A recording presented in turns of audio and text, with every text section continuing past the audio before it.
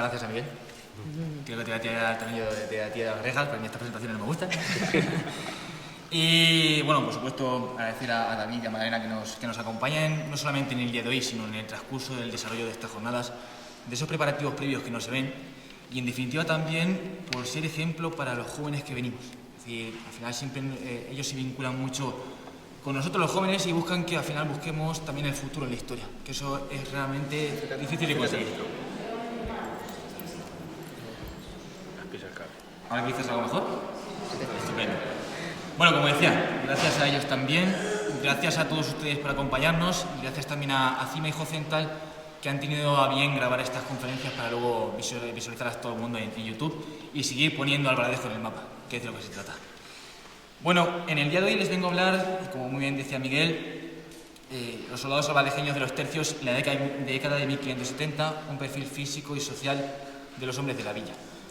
Bueno, en definitiva, esta ponencia ha sido fruto de una serie de investigaciones que hemos realizado en el Archivo General de Simancas, Archivo Histórico Nacional, archivos provinciales, y que, digamos, arrojan una serie de luces sobre nuestro pueblo que no se conocían. Entonces vamos a ponerlas en valor en el día de hoy.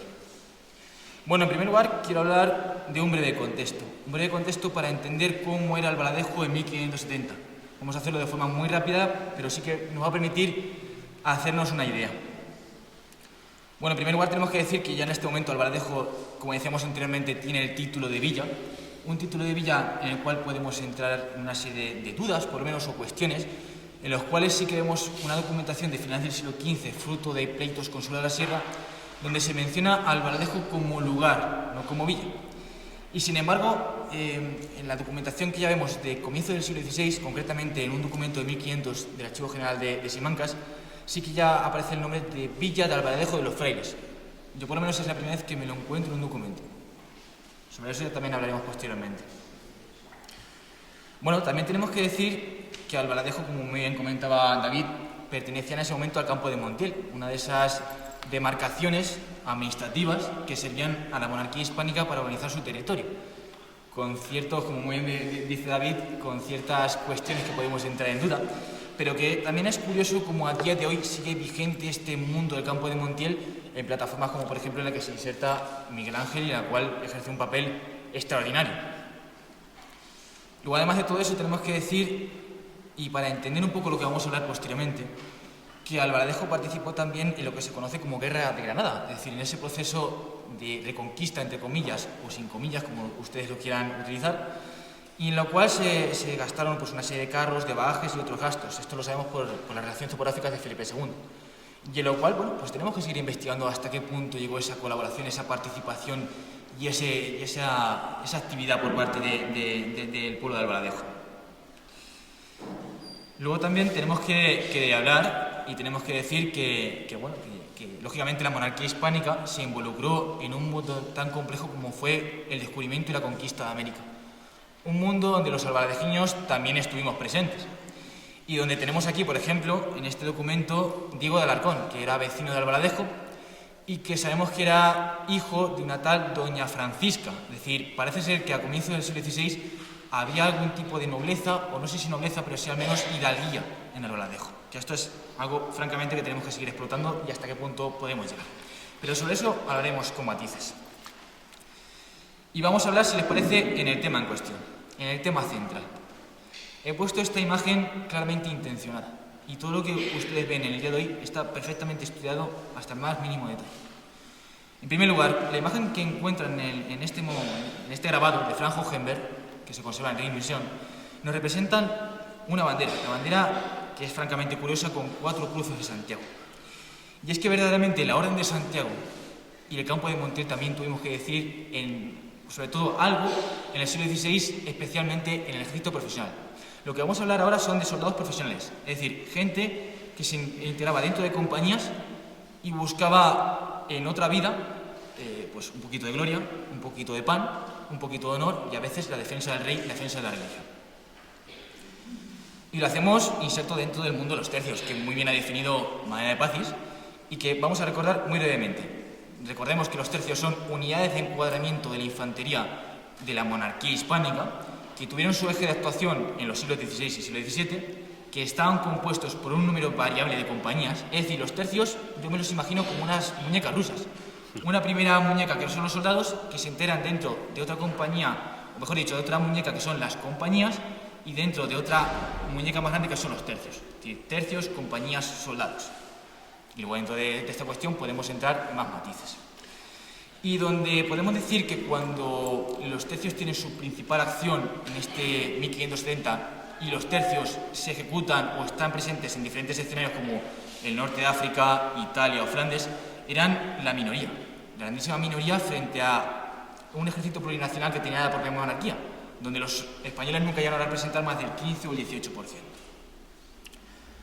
Sea como sea, lo que vamos a ver ahora mismo es la documentación que hemos encontrado en el Archivo General de Simancas. Bueno, esto está encontrado en el Archivo General de Simancas, la sección de Contaduría Mayor de primera época. Esto es la paga que se realiza por parte de Jerónimo de Quesada a la compañía de don Antonio de Coronado, que está reclutando en Villanueva de los Infantes y que está mandada a realizar por un tal don Juan de Austria. Bueno, vamos a entender por qué ocurre todo esto, qué dice de nuestro pueblo y qué dice del campo de Montiel. Bueno, aquí tenemos la primera parte del documento que nos dice que la compañía se está reclutando en Villanueva de los Infantes y su primera paga la recibe el 28 de septiembre de 1570. Y como decimos anteriormente, todo esto está ordenado por comisión de don Juan de Austria. Don Juan de Austria envió el capitán don Antonio Coronado a Villanueva de los Infantes a reclutar hombres. Y don Antonio Coronado lo que hizo fue enviar al resto de oficiales por el resto de pueblos del campo de Montiel para reclutar soldados. Y entre ellos estuvo aquí en Albaladejo. Y vamos a entenderlo. Bueno, aquí tienen un retrato de don Juan de Austria, pues uno de los personajes más importantes de la historia universal y de la historia de España en concreto. Y que tenemos que decir que cuando esta compañía se recluta, que fue en 1570, está ocurriendo algo en la península, que es la revuelta de los moriscos.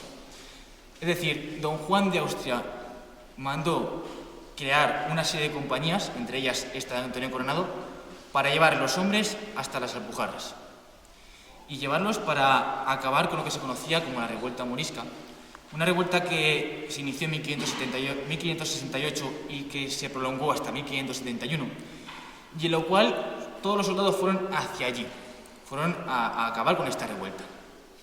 Pero ¿qué es lo que ocurre después? ¿O qué es lo interesante? Bueno, nosotros sabemos que la compañía de don Antonio Coronado luego marchó hacia Mesina, y marchó en verano de 1571. ¿Y por qué marchó hacia Mesina? Marchó hacia Mesina porque poquitos meses después ocurrió también la batalla de Lepanto. Ya sabemos también el enfrentamiento contra el turco en ese momento. Una batalla de Lepanto pues que sin duda alguna nadie la ha definido mejor que don Miguel de Cervantes, la más alta ocasión que vieron los tiempos, y en la cual a día de hoy podemos decir que es muy posible que hubiera albaladejeños, que estamos investigando más sobre el tema. Sabemos que la compañía de don Antonio Coronado estaba allí, pero nos queda todavía ver una muestra de esos hombres. Nos falta ver esa muestra y estamos buscándola en el Archivo de Simancas muy encarecidamente. Sea como sea, ya les digo que esa probabilidad de que hubiera albaladejeños es del 90% de hoy. Y digo esto porque lo que sí que tenemos es esto de aquí. Esto es la muestra que se toma a los soldados con una relación, un listado de todos y cada uno de ellos cuando se van a embarcar hacia Mesina. Y aquí tenemos a 6 hombres albaladejeños. En primer lugar, aquí pueden ver a Francisco Rodríguez, que es hijo de un tal Juan Ibáñez, que es de Albaladejo, y que además se dice una descripción física sobre él. Es un hombre recio, de pocas barbas, que tiene además 20 años. Como van a ver, estos soldados profesionales son hombres muy jóvenes, gente con 18, 20, 21 años que se marchan a otro lugar. Y que en definitiva también, como curiosidad contarles, que porta arcabuz y se le pagan 20 reales. Sobre eso vamos a entender el porqué. Aquí les he querido traer una transcripción del documento. El segundo de ellos se llama Sebastián, mejor dicho, este ya es Bartolomé Sánchez. Bartolomé Sánchez, que también es de Albaladejo, que tiene, además se nos dice que tiene pocas barbas, que son bermejas, esto es muy curioso, y que también tiene solamente 21 años, porta también arcabuz y se le pagan 20 reales. Aquí les he querido traer la transcripción también. Y luego tenemos otros 4 hombres más, 4 hombres que comparten una serie de rasgos, hombres de 20, 22, 24 o 26 años como máximo, hombres que se declaran vecinos de Albaladejo y hombres que tienen una serie de rasgos físicos, por ejemplo, señales en la frente, señales en el carrillo derecho, verrugas, tienen o barba castaña, como se llamaba también la barba roja, barbirrojos y barbas negras. Y luego, como decía anteriormente, a todos se les pagan 20 reales. Y se les pagan 20 reales porque llevan 20 días ya en el ejército. Es decir, han pasado 20 días desde que aquí vino alguien para reclutar a esos hombres y marcharse hacia Villanueva de los Infantes y unir esta compañía. Esta compañía, probablemente el transcurso que llevó fue desde aquí hacia la guerra de las Alpujarras y marcharse ya directamente, posteriormente, en los meses siguientes, hacia Italia. Pero tenemos que decir que esto no es algo casual, esto está presente y frecuente durante todo el siglo XVI y siglo XVII. El campo de Montiel fue también un escenario propicio para Felipe II, por ejemplo, o Carlos V para reclutar hombres. Por ejemplo, aquí les he querido traer otra de las compañías que se recluta en Villanueva de los Infantes en 1595, que marcha, además vemos muy bien el recorrido, durante un mes hasta llegar a Cartagena, y que después de Cartagena marcha al norte de África, concretamente a Orán. Es cierto que la pena es que no tenemos estos hombres, es decir, tenemos ese listado que hemos visto anteriormente, que es una documentación maravillosa, pero no conservamos un listado de hombres de todas y cada una de las compañías que se reclutan durante todo este tiempo. En Villanueva de los Infantes tenemos reclutamientos en 1600, 1603, 1640, enfrentamientos, pleitos, una documentación que vamos a ir sacando en futuros artículos que van a ir a la luz. Tenemos muchas sorpresas sobre eso, ¿verdad, David? Bueno, sobre esta cuestión tenemos que decir que no solamente hubo en el norte de África, sino también hubo soldados campomonteleños en Flandes. Por ejemplo, Pedro de Mesía es un nombre muy desconocido a día de hoy en Villanueva de los Infantes, pero es un hombre que tuvo una especial relevancia en el castillo de Gante, en el cual conservamos toda su orden de pago y además fue un hombre que llegó a ser castellano de Gante. Nada baladí. Y luego también tenemos a otros hombres, por ejemplo, de Almedina. Por ejemplo, Lucas Muñoz, que a mí me parece muy curioso porque nos dice la descripción que tiene una nariz con caballete. Imagínense cómo podía ser la nariz. Y bueno, pues nos dicen cómo era sus rasgos físicos y que además este hombre se encuentra en una alteración, es decir, en un motín de soldados en Cambrai. Pero aparte de todo esto, vamos a hablar también de una tercera parte, y es sobre los levantamientos de milicias generales.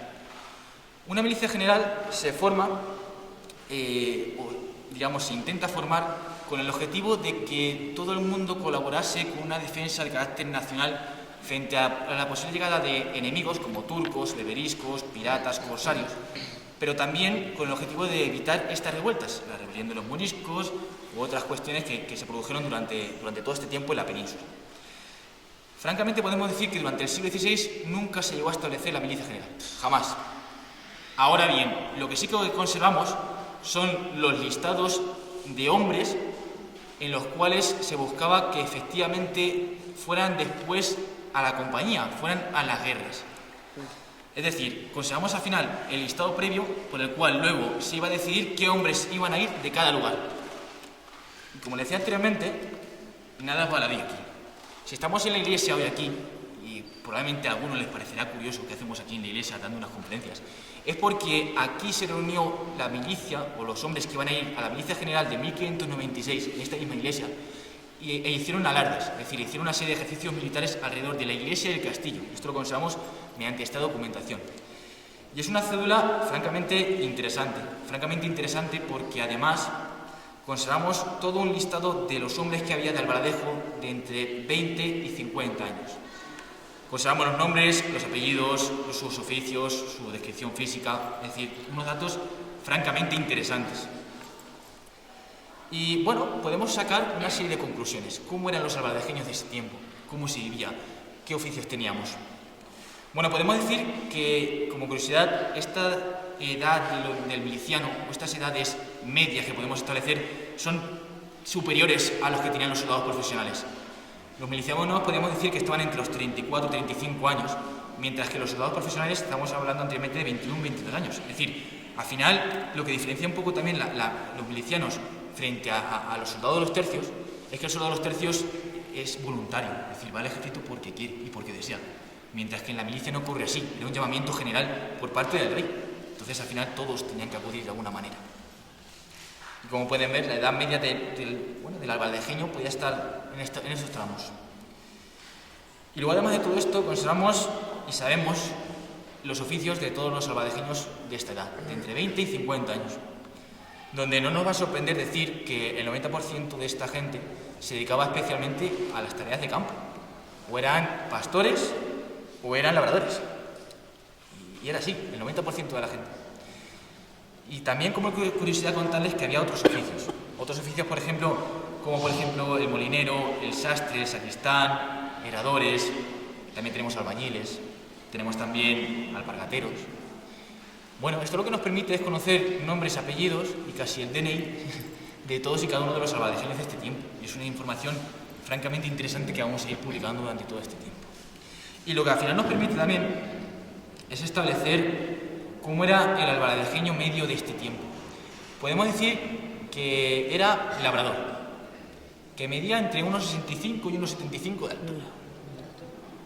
Suelen ser altos, hombres altos, que eran carilargos. Y miro a Miguel porque cada vez que damos un paseo por el albaladejo, Miguel dice, jolín, dice, los albaladejeños tenéis una cara muy propia. Bueno, pues cuando yo veo esta documentación y veo carilargos, yo me imagino esa cara que se refiere Miguel. Además eran de cuerpos recios, hombres que estaban curtidos no solamente en la guerra, sino también, por supuesto, en el campo, que era su día a día, su trabajo. Y que solían dejarse las barbas, eran barbicastaños o albinegros. Bueno, en definitiva lo que podemos decir con todo esto es que no tenemos la suerte de que aquí en Albaladejo muriera ningún rey como tienen en Montiel. No hay grandes palacios ni grandes patios como tiene Villanueva de los Infantes. Y en definitiva probablemente aquí no pasó nada importante.